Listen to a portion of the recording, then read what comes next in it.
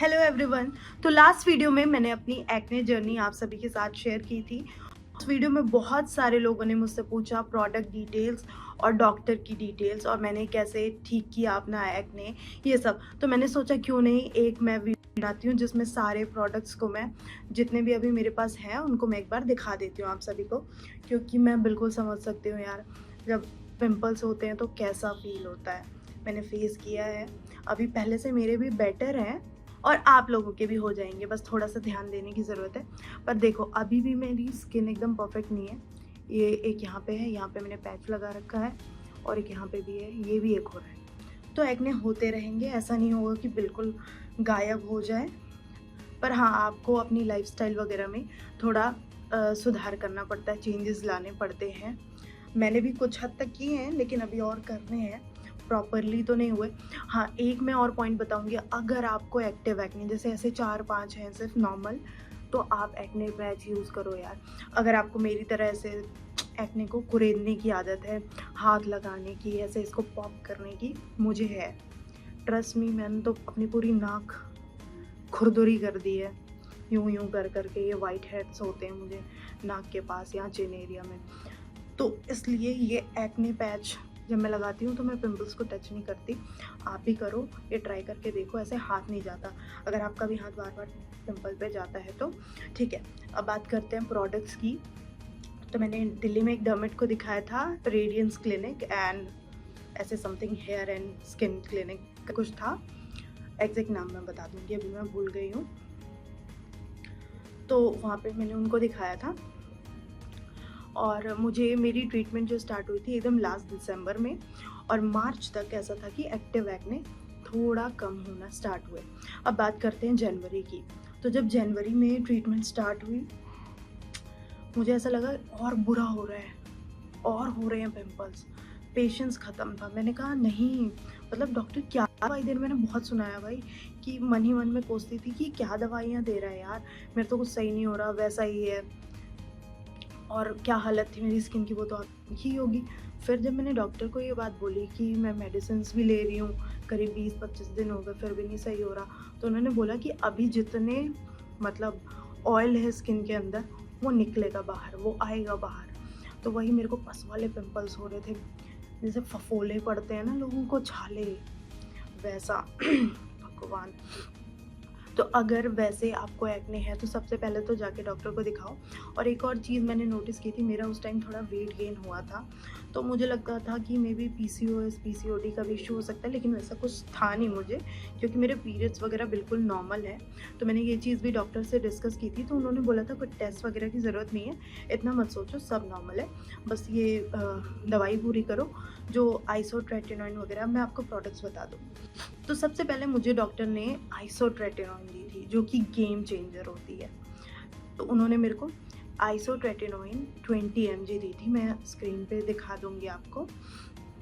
उसके बाद वो 300 समथिंग की आ जाती है, और अगर ऐसे आप जाके जन औषधि वगैरह से ले लो तो वो 80-90 रुपये तक की भी मिल जाती है आपको ईजीली। मैंने यही किया था, मैंने 1-2 बार वो डॉक्टर के पास वाले केमिस्ट से लिया था, फिर उसके बाद जन औषधि से ले लेती थी मैं। तो आइसोट्रेटिनोइन जो मेरी चली वो ऑलमोस्ट 80 डेज़, तब जाके थोड़ा फ़र्क दिखना स्टार्ट हुआ, मतलब पिंपल्स आना बंद हुए। ये मान के चलो आप कि 1 महीने तक तो वो कम नहीं और बढ़ाएगा। फिर मैं प्रोडक्ट्स आपको दिखा देती हूँ। ये है एक clindamycin and benzoyl peroxide gel, और ये है एडाप्लिन एंड क्लिंडामाइसिन जेल। ये एक्टिव एक्ने पे लगाने के लिए दिया था डॉक्टर ने, जो कि सुबह शाम आपको लगाना होता था।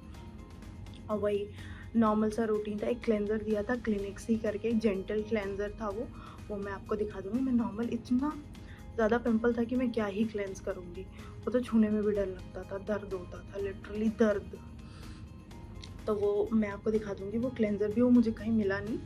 अगर अभी मिलेगा या घर पे फ़ोटो लेके मैं आपको दिखा दूँगी। अभी तो मैं ऑफिस में शूट कर रही हूँ वीडियो यहाँ पे। तो ये दोनों हो गए।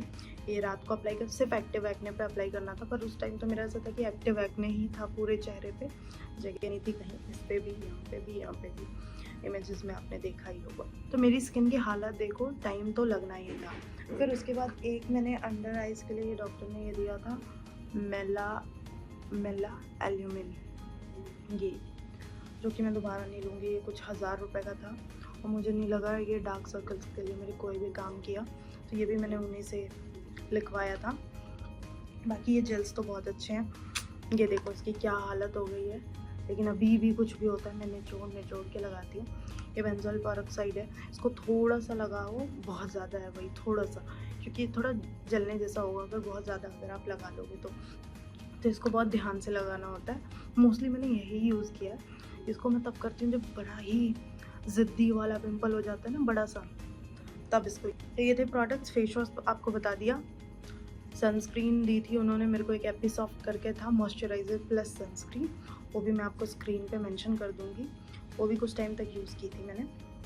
बाकी उन्होंने बोला था डॉट इन की वगैरह भी कंटिन्यू कर सकते हो, मैं मोस्टली वही यूज़ करती हूँ। और क्लींजर हो गया, सनस्क्रीन हो गई, जेल्स हो गए, खाने वाली टैबलेट हो गई, तो यही था।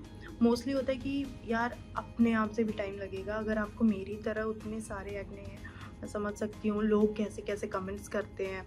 कई बार तो ऐसा होता है कि लोग नॉर्मल भी बोलें तो हमें बुरा लग जाता है, क्योंकि भाई हमें पता है हमें एक्ने है और आपको बताने की ज़रूरत नहीं है। तो बस मैं यही कहना चाहूँगी, अगर आपको भी वैसे एक्ने हो रहे हैं तो खुद से डॉक्टर मत बनो। जो लास्ट वीडियो में मैंने बोला था, जाके डॉक्टर को दिखाओ।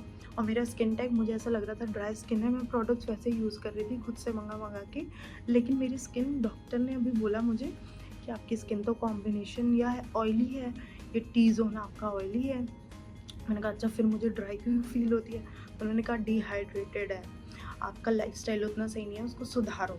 तो मैं उस पर थोड़ा काम कर रही हूँ। पहले मैं सो भी नहीं पाती थी प्रॉपर, और अब मैं कोशिश करती हूँ मैक्स टू मैक्स 11 से 12 तक सो जाऊँ और सुबह वही 7-8 बजे तक। बहुत कुछ चेंज करना है अभी मुझे, लेकिन हाँ, अगर आपको भी मेरी तरह हो रहा है उतना सारा एक्ने, तो प्लीज़ डर्मेट को दिखाओ और थोड़ा सा ध्यान दो, सही हो जाएगा। बाकी लोगों की बातें इग्नोर करो। और अगर आपको कुछ और भी जानना हो तो प्लीज़ कमेंट करना, मैं आपको बताऊँगी।